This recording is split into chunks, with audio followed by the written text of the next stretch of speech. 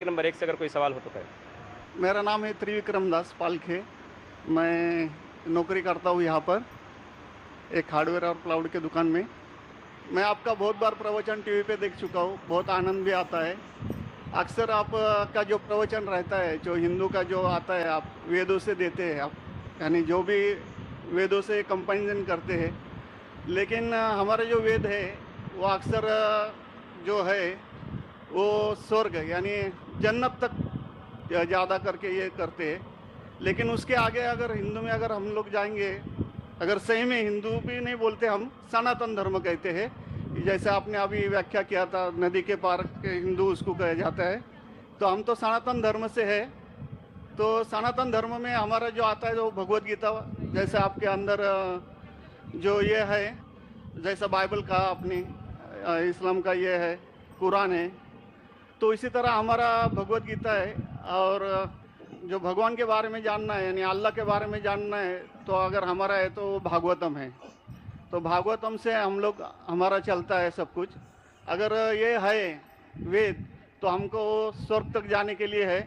लेकिन हमारा जो भागवतम है वो अल्लाह तक जाने के पहुँच तक है, यानी अल्लाह को हम सामने सामने देख के उनकी सेवा करने के लिए है। तो जो अभी आपने जो भी बोले थे, जो जवाब दिया था अभी कर रहे थे औरतों के बारे में, माता जी लोगों के बारे में, तो हमारे भगवत गीता में भी लिखा है कि औरत को भगाता है तो उसको मार दीजिए। ऐसा नहीं है कि आपके इसमें सब में एक ही जैसा है। और आपका प्रवचन मुझे बहुत बहुत अच्छा लगा कि आपने जो कहा, जो लिखा गया किताब है वो किताब के मुताबिक चले तो बहुत आदमी सुखी रहता है। बाकी तो मैं और कुछ सवाल तो कुछ पर्सनल पूछना चाहता हूँ, बाद में मैं आपको मिलके सब पूछूंगा, सबके सामने नहीं पूछ सकता। लेकिन आपका प्रवचन सुन के मुझे बहुत आनंद आया। हमारे हिंदू भाई ने कहा है कि वो काफ़ी मेरे तकरीर देखते हैं टीवी पे और प्रसन्न होते हैं, खुसूसन जब मैं हिंदू धर्म के बारे में कहता हूँ। और वो कहते हैं कि वो सनातन धर्म को मानते हैं।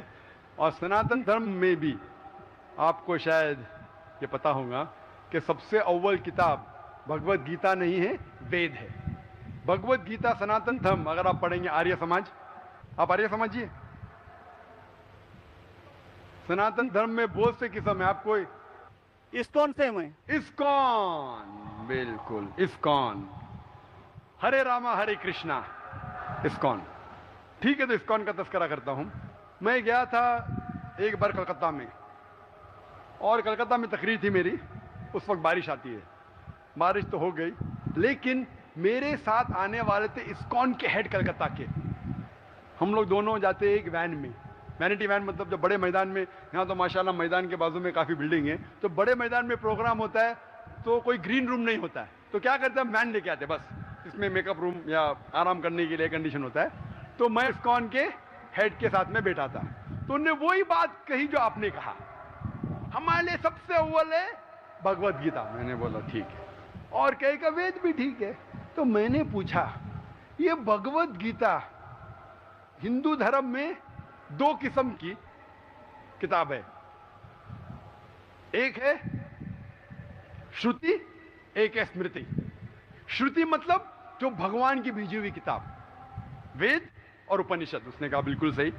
स्मृति किसे कहते, तो उसने कहने लगा स्मृति कहते वो जो आदमी की लिखी हुई किताब है, मिसाल के तौर पे मनुस्मृति। तो मैंने पूछा ये रामायण और महाभारत क्या है, तो उसने कहा ये है स्मृति। बेशक बिल्कुल सही जवाब था, मैं भी तालिब इल्म हूं। तो मैंने पूछा, बिल्कुल सही कहते, ऊपर आती है श्रुति, वेदा और उपनिषद। स्मृति मतलब दूसरी किताबें, मनुस्मृति, इतिहास। मैंने पूछा ये महाभारत क्या इतिहास है, तो मैंने उससे पूछा गुरुजी ये बात मेरे इल्म के हिसाब से भगवत गीता एक हिस्सा है महाभारत का, 18 चैप्टर का, सही है? अरे बिल्कुल सही है, आप बहुत इल्म रखते। मेरा बेशक। तो जब भगवत गीता महाभारत का हिस्सा है तो महाभारत स्मृति है क्या श्रुति है? चुप बैठ, स्मृति है बोला। तो स्मृति ऊपर क्या नीचे? तो बोले हाँ आपके पास इल्म है ना, इसलिए आप जानते हैं। हम लोग को कहते हैं भगवत गीता ऊंची है, लेकिन हम सही कहते हैं ये भगवत गीता वेद का निचोड़ है। निचोड़ है लेकिन वेद ऊपर है, खुदा की किताब है। भगवत गीता इंसान की लिखी है, किसके जरिए? स्कॉलर्स के। आपके इस्कॉन के गुरु भी कहेंगे वो, लेकिन आप आम आदमी हैं, आप शायद ये पेचीदा चीजें को जानते नहीं। हम तालिब इल्म हैं, मैं स्कॉलर नहीं हूं, तालिब इल्म हूं तकाबले मज़ाहिब का, इस्लाम एंड कंपैरेटिव रिलीजन का। तो बोले बेशक आप बिल्कुल सही कहते हैं। तो मैं कहूंगा अगर वेद और भगवत गीता में टकराव है, किसकी बात मानेंगे? तो बोले आमतौर पे तो हम कहते हैं भगवत गीता ऊपर है, लेकिन आप सही कहते हैं क्योंकि आपका दिल में। तो मैं वो डबल स्टैंडर्ड क्यों? जिसके बाद दिल में बदल जाता है क्या? 2+2 4 ही रहता है, चाहे वो सेकंड स्टैंडर्ड में या 10th स्टैंडर्ड में 2+2 वो ही रहेगा, 4 बदलेगा नहीं। तो मैं ये कहता हूं गुरुजी से, आपके संग से, कि आप अपनी किताब लोगों में आम करो, हिंदुओं में आम करो वेद। लेकिन हिंदू धर्म में सिर्फ ब्राह्मण ही वेद को पढ़ सकता है, क्षत्रिय नहीं पढ़ सकता है। क्यों? बाकी लोग नहीं पढ़ सकते, वैश्य शूद्र नहीं पढ़ सकता। क्यों? हमारे मजहब में ऊंच नीच नहीं है, काला या सफेद, अमीर या गरीब, राजा या फकीर, कुरान पढ़ सकता है। नमाज के लिए जब उस ईश्वर की हम इबादत करते हैं, जब खड़े होते नमाज के लिए, कंधे से कंधा मिला के करते, चाहे वो फकीर या अमीर या गरीब, फकीर या राजा साथ में खड़ा है तो कंधे से कंधे मिला के खड़ा होता है। और आप यहाँ देखेंगे, और मैं अल्हम्दुलिल्लाह कई बार सऊदी अरब गया हूँ और किंग अब्दुल्ला की दावत पे भी गया हूँ, माशाल्लाह उनकी सिक्योरिटी रहती है, तो सिक्योरिटी हट जाती है, आप साथ में तो साथ में, अल्हम्दुलिल्लाह। राजा या फकीर, अमीर या गरीब, काला या सफेद, यकसा है। तो मैं ये कहना चाहता हूँ, आप बिल्कुल सही कह रहे थे कि वेद स्वर्ग की बात करता है, लेकिन खुदा की बात भी करता है।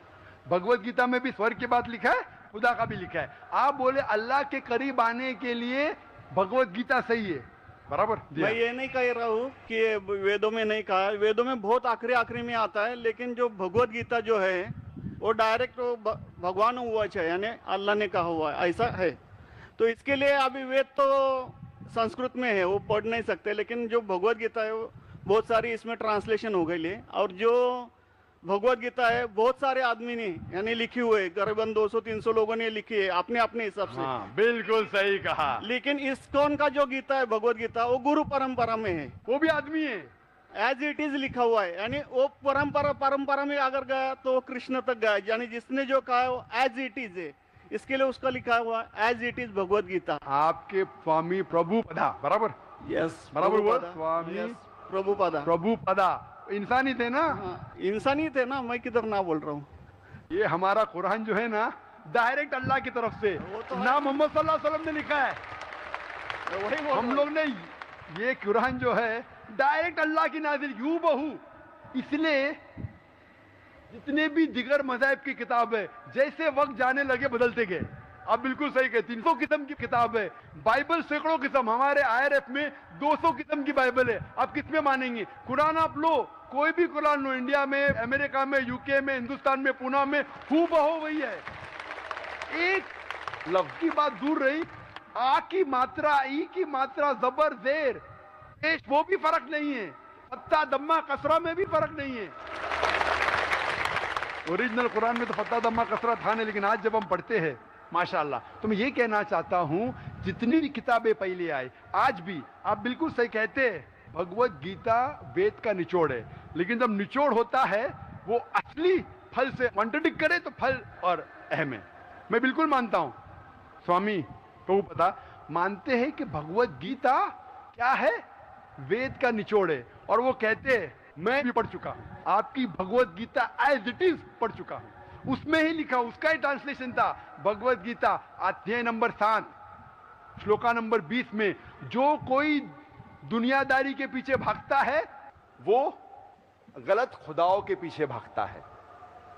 आपकी भगवत गीता में लिखा है एज इट इज में, और उसका अगर प्रीफेस पढ़ेंगे उसमें लिखा है कि ये जो वेद है वो गाय है, बहुत से गाय है, और कृष्ण क्या है, दूध निकालने वाला इंसान, और दूध क्या है, भगवत गीता है। सही कह रहा हूं कि नहीं? प्रीफेस में लिखे है, कौन कहता है? आपके स्वामी प्रभुपदा। मुझे उसका ट्रांसलेशन पसंद है। अक्सर हमारे वहां भी माशाअल्लाह 50 से ज्यादा भगवत गीता है, मैं लेकिन स्वामी प्रभुपदा की गीता को पसंद करता हूं, अच्छी गीता है, इसीलिए मैं प्रीफेस कह रहा हूं।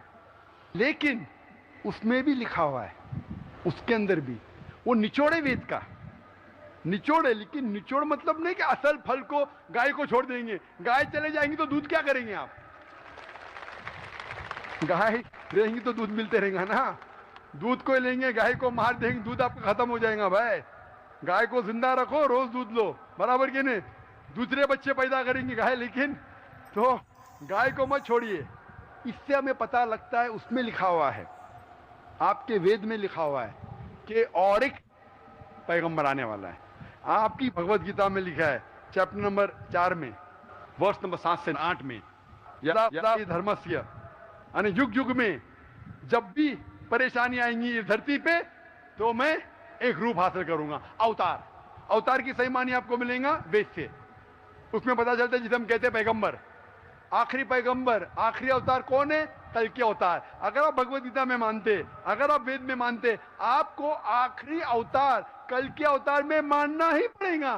फिर ही आप कह सकते मैं असल भक्त हूं भगवत गीता का। वो तो है ही, आपने जो बताया कल के अवतार तो आने वाला तो आप ही है, मानते कल के लास्ट अवतार में। आने वाला है। आ चुका है।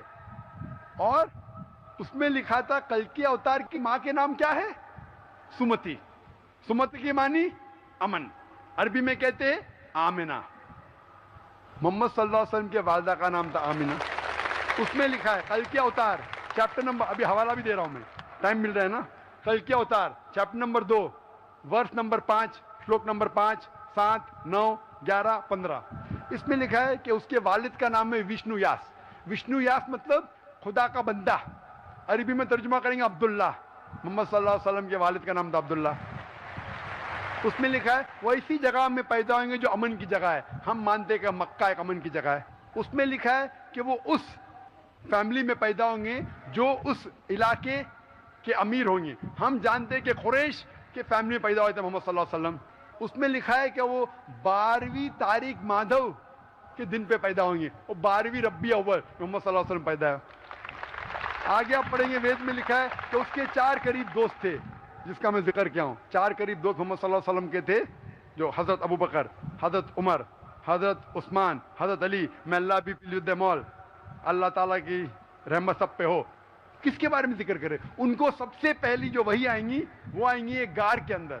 हम जानते हैं मोहम्मद सल्लल्लाहु अलैहि वसल्लम सबसे पहली वही आए गार हिरा में। फिर वो करेंगे हिजरत, नॉर्थ की तरफ फिर से वापस आएंगे। मोहम्मद सल्लल्लाहु अलैहि वसल्लम हिजरत की मदीना जो नॉर्थ के ऊपर है, फिर से वापस आए। मैं तो 1 घंटा सिर्फ तस्करा कर सकता हूँ। मोहम्मद सल्लल्लाहु अलैहि वसल्लम हिंदू धर्म में वक्त नहीं है। तो ये पूछना चाहता हूँ, आप मानते क्या इस कल के अवतार में? आप मानते मोहम्मद सल्लल्लाहु अलैहि वसल्लम आखिरी पैगंबर है? मैं तो कुरान 3 बार पढ़ा हूँ साहब, मैं तो मानता हूँ कुरान को, वो बात नहीं है। मानना सिर्फ जरूरी नहीं, अमल करना जरूरी है। मैं कहूंगा मैं खुदा को मानता हूँ, खुदा की बात पे अमल ना करता हूँ तो बेकार है। मैं कहता हूँ मैं मेरे वालिद से बहुत मोहब्बत करता हूँ, वालिद की बेइज्जती करता हूँ, वालिद की बात नहीं मानता हूँ, वालिद से बदतमीजी करता हूँ, तो क्या फायदा? आप समझ रहे ना?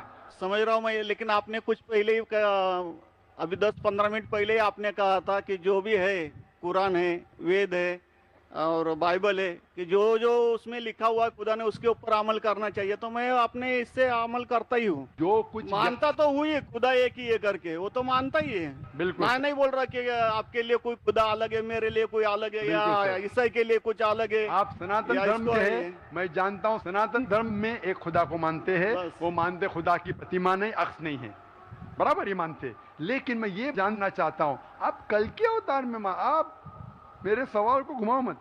मैं जानता हूँ, नहीं है मैं ये जानता हूँ, सनातन धर्म के बारे में जानता हूँ। पहले स्टेज में आप पास कर चुके, एक खुदा में मानते, बिल्कुल सही। मैं ये बात जानना चाहता हूँ कि उस खुदा के अवतार पैगंबर, आखिरी पैगंबर में आप मानते हैं क्या नहीं? मोहम्मद सल्लल्लाहु अलैहि वसल्लम, ये मेरा सवाल है। यानी मोहम्मद पैगंबर को आप मानते कि वो आखिरी पैगंबर थे क्या नहीं मानते?